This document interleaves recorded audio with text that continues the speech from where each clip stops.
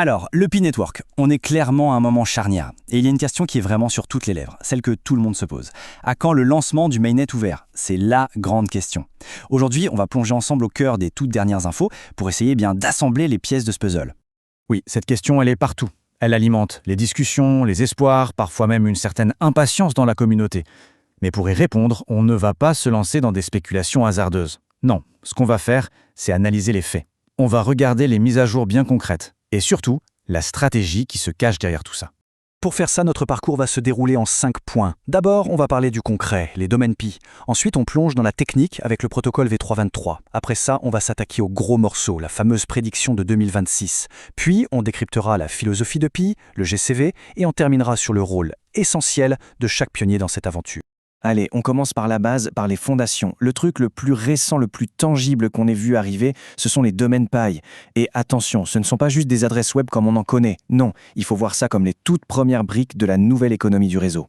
Alors voilà, la phase des enchères, c'est terminé. Les gagnants peuvent maintenant officiellement réclamer leur domaine. Et ce qui est assez intéressant, c'est que certains ont réussi à en obtenir pour à peine 10 Pi. C'est une somme vraiment symbolique, mais qui ouvre la porte à l'étape la plus importante, la construction.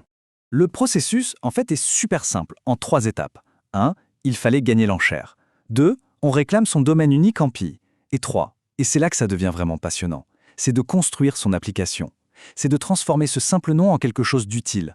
Un service qui apporte de la valeur à tout l'écosystème. Et c'est exactement ça l'idée. C'est là que tout s'éclaire.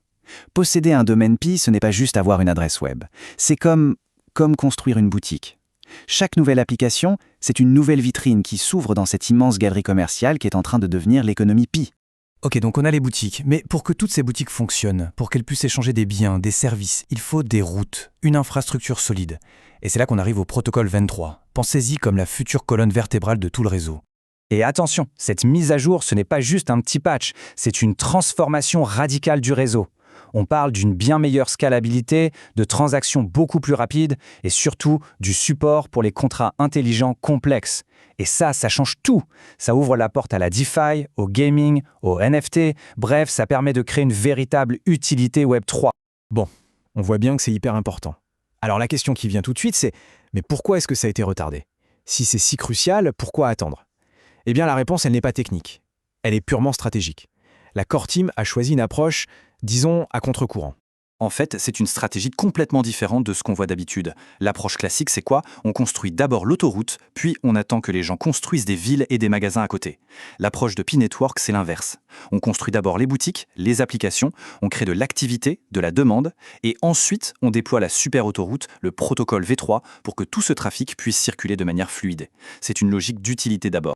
Alors, on a les briques avec les domaines et on a le ciment, le protocole, qui est en préparation. On voit que les pièces s'assemblent. Ce qui nous amène maintenant à la grande question, la prédiction qui fait couler beaucoup d'encre, le lancement du mainnet ouvert. Et il y a une date qui revient sans arrêt, 2026. Voilà, le chiffre est lâché. C'est l'année dont tout le monde parle dans l'écosystème. C'est vu par beaucoup comme un tournant potentiel, un moment clé pour le réseau. Soyons clairs tout de suite, ce n'est absolument pas une date officielle annoncée par la Core Team. Mais c'est perçu comme un moment symbolique. L'année 2026 pourrait être ce point de bascule, le moment où l'écosystème complet, avec toutes ses applications et sa technologie, serait enfin mis en ligne. Et si on parle de 2026, c'est aussi parce que le travail qui reste à faire est gigantesque. En coulisses, ça ne s'arrête pas.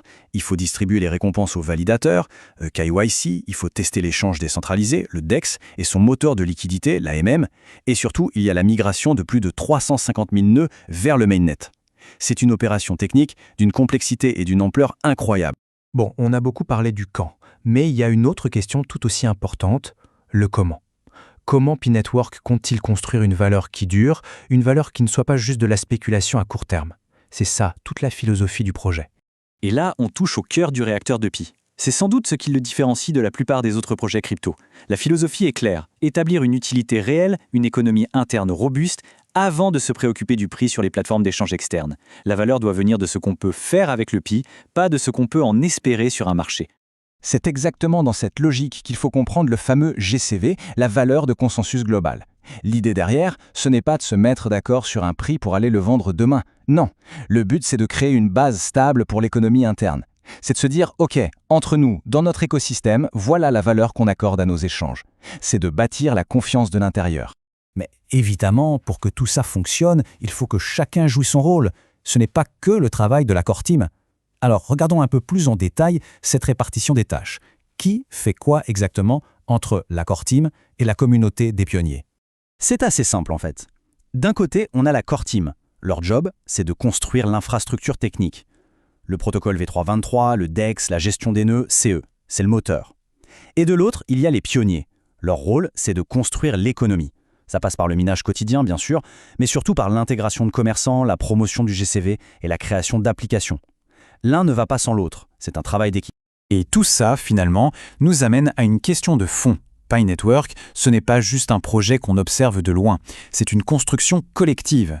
L'infrastructure technique avance, les outils arrivent, alors la vraie question, ce n'est peut-être plus seulement quand, mais plutôt quoi.